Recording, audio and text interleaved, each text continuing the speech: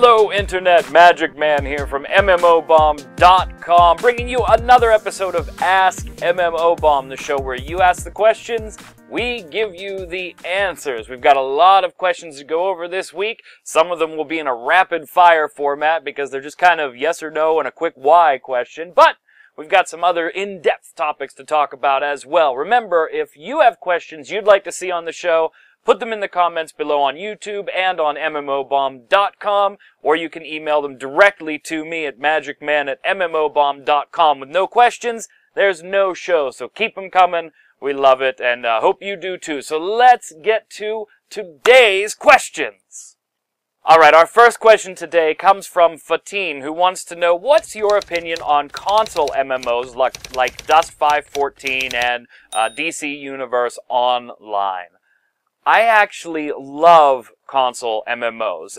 If you haven't been following MMOBomb for a while, you might not know that for a long time, I was exclusively a console baby. This was long before I started with the website, but I'm a huge console guy. I have a ton of consoles, tons of games, a collector, that type of thing. So on the shelves behind the camera, there's a bunch of consoles in boxes. And I wouldn't even touch a PC game for a very long time. Now, that was partly because at the time I didn't have even a decent rig, let alone a better one, and had no interest in investing that type of money because everybody I knew played consoles. I had played consoles for years, so I was a console baby. I finally did start getting into PC gaming, and it was because of MMOs that I did so. I played Final Fantasy XI for the longest time. I still occasionally log in, and I still have hope for Final Fantasy XIV, A Realm Reborn. But I played on the PlayStation 2 from launch. The day it came out, I was at GameStop to get my hard drive, bundle pack, and everything for my PlayStation 2. And that was the way both Domina, my wife, and myself played it for the longest time. Eventually, instead of taking turns playing, we wanted to play together, so we did get a PC, and she would play on the PC, and I would play on the PS2. I graduated to the Xbox 360 when Final Fantasy XI jumped onto there, and so that was the way I played it. Only after that did I start dabbling in MMOs on the computer.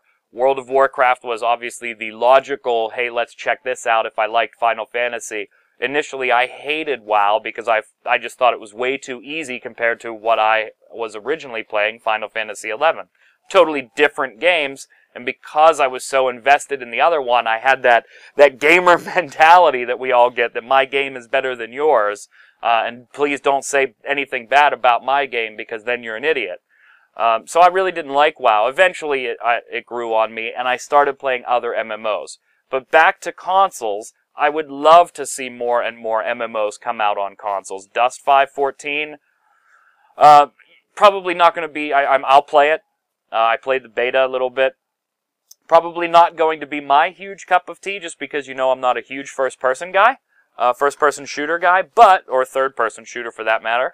But, yeah, I like the idea of MMOs on consoles. Now, in this particular generation, I can't speak for the next gen of consoles, because some of those stats are still up in the air. MMOs are a little harder to do. Sony's platform is probably the easiest to do it on because of Sony Online Entertainment actually running those MMOs, so it's probably a little easier for them to push. Forgot to mention EverQuest Online Adventures, another PlayStation 2 MMO that I played. So Sony probably has the easier time, and it just makes sense that at some time PlanetSide 2 comes to consoles. I mean, it's so successful that they probably want to push the market a little bit there. There's no reason why they shouldn't. The Xbox gets a little harder. There's all kinds of agreements and licensing and things that have to go into it to get a game on Xbox or on the Xbox Arcade or using the Xbox Live membership stuff. Then you have the question of, okay, so now I'm paying, again, maybe the particular game that comes out doesn't require it, but you have the question of, okay, I'm paying for my Xbox Live membership, and maybe I'm paying a sub for a certain MMO, so it gets a little dicey on the Xbox. And then Nintendo, unfortunately, I think as much as I love Nintendo dearly, first console that I ever really played, I mean, I played Atari a little bit, but that was mostly because my dad had one and pulled it out. Nintendo was like my first console. I think they're a little bit too behind on the internet stuff to really do MMOs in a feasible way there right now. Maybe that will change. So I think this current gen offers challenges. I would love to see more MMOs that are like Final Fantasy XI and like other games. I know they're not the only one that did it, where it's a cross-platform environment. You could be on the 360, on the PS2, and on the computer, 3 different buddies and all playing together in the same realm or same server. I would love to see that. I'm a huge proponent of MMOs on the console. There you go. Next question. Okay, so our next question today comes from Jonathan82, who wants to know, do you think that MMOs should add more exploration and discovery to their games, like Guild Wars 2? It would increase replayability, because things like Skyrim, you constantly play for that new and exploration factor and finding new things. Should they bring it over to MMOs? Again, in my opinion, absolutely, yes. And I think there's a couple of games that are really starting to take advantage of that. Most MMOs have some type of exploration factor built in. You know, World of Warcraft has its achievement system for discovering each zone. Guild Wars 2 has the vistas and the map exploration achievement. Some free-to-play MMOs offer those types of achievements when you enter new zones as well, or when you discover new things. So, yes, you see an aspect of that already added in. But I think Jonathan82 wants to know if they should be more, like, secretive and maybe hidden and things like that. So there is actually incentive to go out and just walk around, not happen upon achievements because you entered the new zone that you were going to go into anyway because your next quest was there. And I absolutely think they should. I think some MMOs are going to start to push that. WildStar in particular is one that I'm eagerly anticipating. Don't know the pricing model on it right now. I assume it's going to be buy-to-play or subscription-based, but who knows. And that's one where, I mean, even one class is the Explorers and Settlers. You have those 2 different types of gameplay styles where their classes are separated by how do you want to play the game. Settlers can actually start building settlements for players to come and buy things and things like that. And then there's Explorers that can go, I'm not sure if that's the exact name, I have to look it up. I think it is. They're the ones that you just go off and explore and try to find things. And there's certain things that only those classes can get to because that's the way that you wanted to play the game. I think there's definitely more room for that. Skyrim's the game, a perfect example. It's a game where I log in, press start, whatever, and I play for 10 or 15 minutes doing a quest or 2, and then 3 hours later I find myself not even have completed that quest because I've been off just exploring something else. And so I definitely think, yes, there's a place for that in MMOs. Is it going to be everybody's class of choice? No, because some people, that's just not their thing. They want to do, combat is their thing, or PvE is their thing, or PvP is their thing. And so I kind of like where WildStar is headed with this, where the individual classes are extremely different and cater to many different playstyles. Will they pull it off in a way that makes it a seamless integration of all the classes? I have yet to see. I haven't had any hands-on time with the game, so I certainly can't speak to that. But I hope that they do.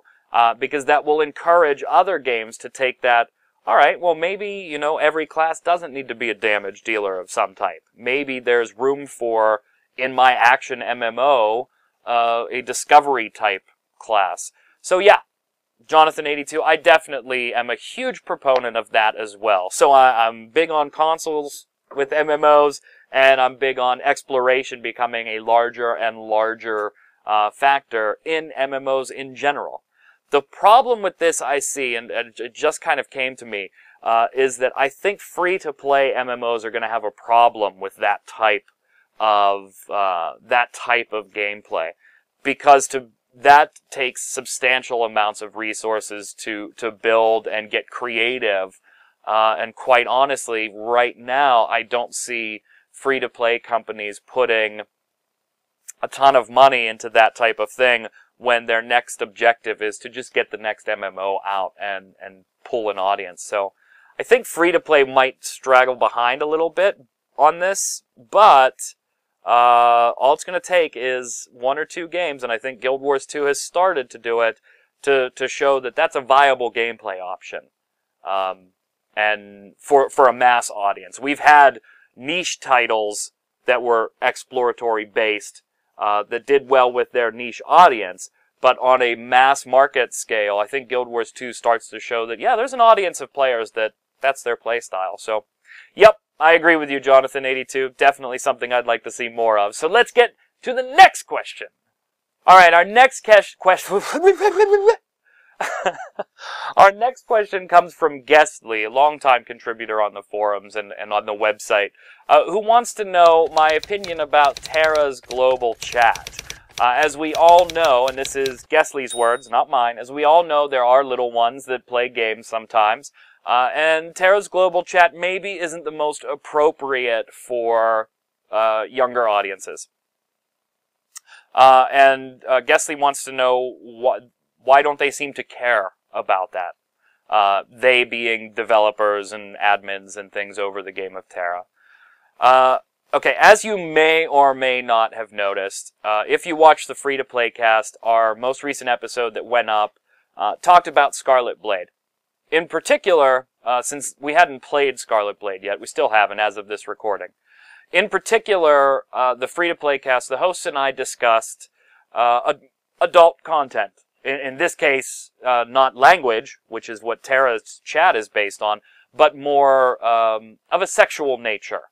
And how the advertising we had seen, things like the character creation, or not the character creation trailer, but the character trailer, really didn't go out of its way to sell the game. It sold the idea of sex being in the game.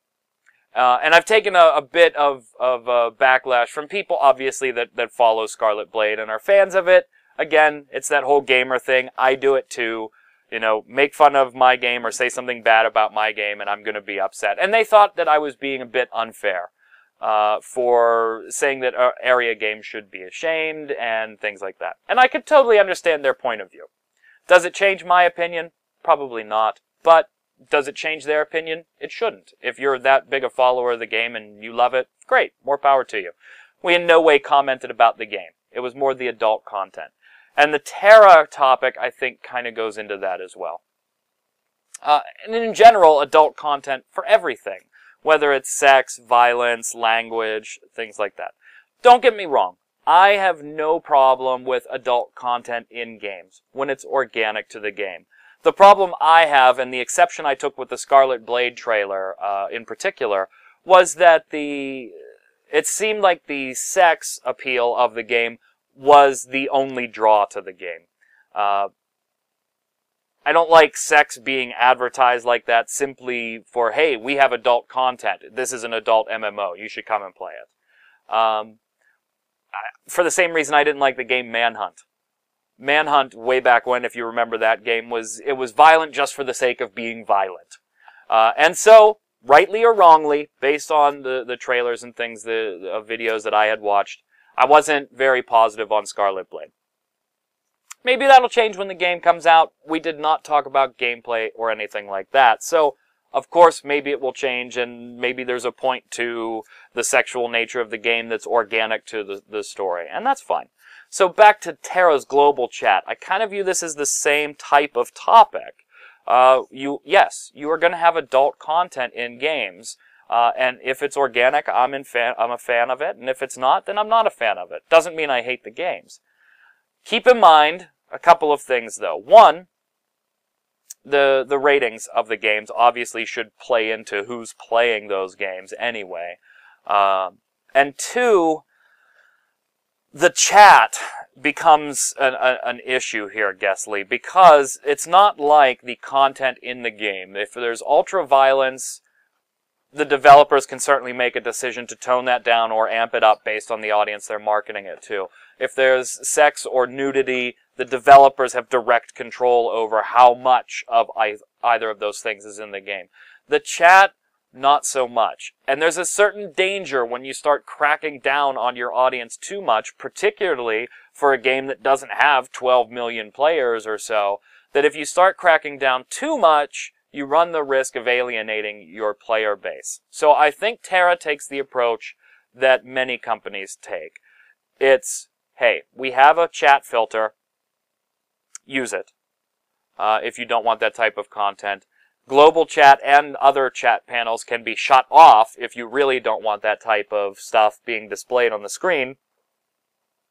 And so we give you the power to restrict access to those things on your end. You make the choice on whether they should or not. And I think that's the right approach to take. Now, Guild Wars 2, if you remember, recently had a lot of feedback on Reddit where they were banning people for, this wasn't recently, it was pretty much right after launch, where they were banning people left and right for saying things in the chat, and a lot of people brought up, there's a chat filter. Why are you banning people for saying things like this? And I think there's a fine line there. Where the line's drawn is going to depend on the developer and or publisher, if it's a two-entity game.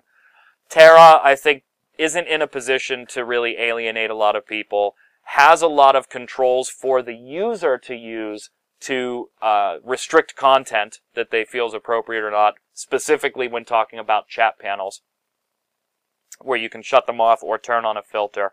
And so I think that they aren't as hard on that chat because, one, they don't want to tick their audience off, and two, the power is in your hands to shut it off. I think it gets a little dicier when you start talking about content. You know, if there's nudity in the game, is there a way for the user to shut the nudity off or censor it in some way?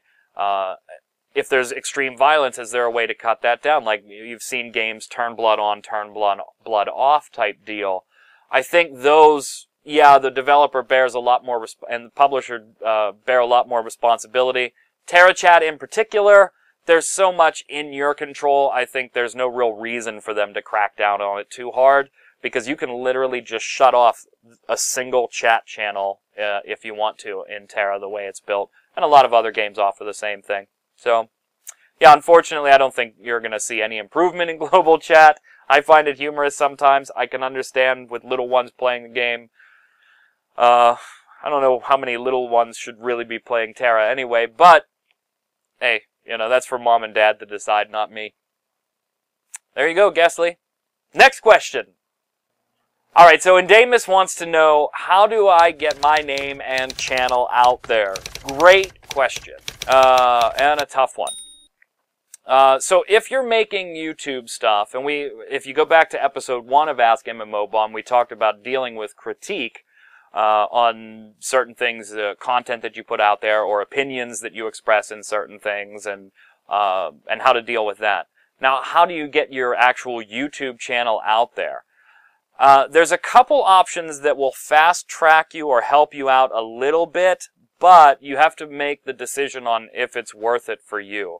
So again, we're talking about video games and free-to-play games, so let's say your particular channel specializes in videos of free-to-play games, like ours does, and you want to get your channel out there. If you go your own route, it's just going to be time. That's the sheer, and how much work do you want to put into it? One, you've got to, you better be on forums, you better be on Twitter, on Facebook, on any social networking site you can, pumping your material. If you spam your material, you're probably going to do more harm than good to your channel, but there's nothing wrong with most places allowing you to put your work out there for others to see. You're going to be your biggest promoter initially. Nobody's going to do it for you. Don't expect one video that you put out to instantly make you internet famous. Could it happen? Could a video go viral? Absolutely. Certainly. And if it does, hey, more power to you. You hit the jackpot, my friend. Enjoy it. But don't anticipate that it's going to happen. Okay, there's this game coming up. I'm going to be the first one to get a video, and boom, I'm going to be internet famous and whatever. Probably not going to happen. So you're going to be your biggest promoter. You better be on every social media out there, Facebook, Twitter, whatever else you have available in your country. You better be watching videos that are like yours. And if the original posters allow you, post them in the responses to try and start pointing an audience at your direction. You want to specialize, at least initially. You're going to get a lot more views if you specialize on one particular topic for a little while to build an audience and then expand your audience. Does that mean you have to pick one game? No. But there's channels out there that are just dedicated to MOBAs and free-to-play MOBAs. Great. Then you start to become that go-to person when somebody wants more information on that new League of Legends champion or that new Smite god, things like that. MMORPGs, whatever. But try and narrow your discipline. If you try and cover everything, it's not going to work. Even working for MMOBomb, that's why we have multiple people working here, because it's just unrealistic for me to have played every single game and touched every game enough to speak intelligently about every single title that's out there. It's not going to happen. That's why we have multiple people working for the site. So you're going to be your biggest promoter. Narrow your focus, at least initially. And then number 3, do research and reach out to the people that do what you want to do. For instance, Mike B, aka Mike B on YouTube, is somebody I've followed for a long time now. And he's actually been a guest host on the Free-to-Play cast on 2 different episodes. Great guy, very funny, very personable. When you watch a video of his, you can imagine yourself sitting down at the bar and just talking to him about the game or the topic. He actually has a series on how to make money playing video games, which touches on a lot of the topics we're talking about now as far as growing your channel. Boogie, you guys may know him as Francis. He has a video on promoting your YouTube channel as well. And he'll be the first to tell you, it's going to take a couple of years, you know, and he talks about his growth pattern and how it just flatlined and then all of a sudden started on this upward swing because he was his biggest promoter. So don't be afraid to reach out to people that are doing what you like and ask them, hey, here's a sample of my work. Can you help me out and tell me what can I do better? How can I grow my audience? The worst you're going to get, right, is that they don't answer. So what have you lost besides a couple of minutes to type a message to somebody? You might get an answer from somebody that gives you maybe a critique or 2 about your video, how you can improve it, maybe what you're talking about, give you a little more detail there.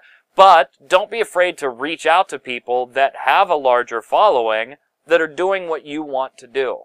If you look, my personal YouTube channel, it only has a few hundred subscribers, and I don't go out of my way to promote it. I've got some odds and ends videos up there, but I've never focused that channel on anything. It used to be focused on gaming before things shifted directly to MMOBomb and I tore a bunch of stuff down. But now there's just odds and ends on my channel that if people want to check them out, great. I don't promote it though, so it's not going to go anywhere. You know, I'm not pumping my content anywhere. So 1, be your own biggest promoter and wherever you can, pump your material.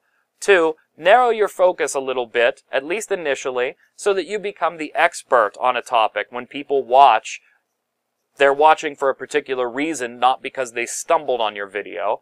And 3, don't be afraid to reach out to those people that are doing what you want and what you like and ask them for advice. The worst you're going to get is a non-response. And what have you lost at that point besides a couple of minutes? So that's hopefully enough to get you started. Don't expect it to happen overnight. And again, go look at Boogie's video about getting his channel out there, because he'll tell you it was about a 2-year process. And you better be willing to put the work in. If you put a video up and only 100 people are watching it, that doesn't mean, oh, well, I shouldn't do my next video. No. Get out there and do your next video and get it to 105 people to watch it.